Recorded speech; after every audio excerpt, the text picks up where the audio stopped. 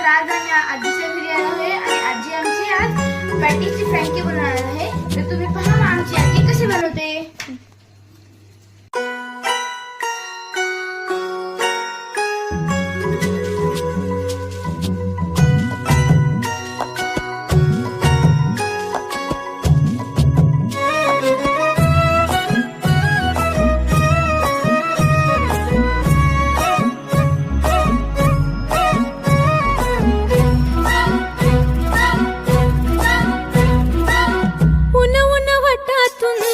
गुलाबी धांदल वाफाळला पिर माशी मोगरी मलमल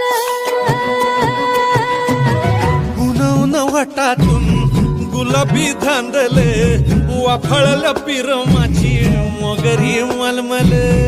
उन्हा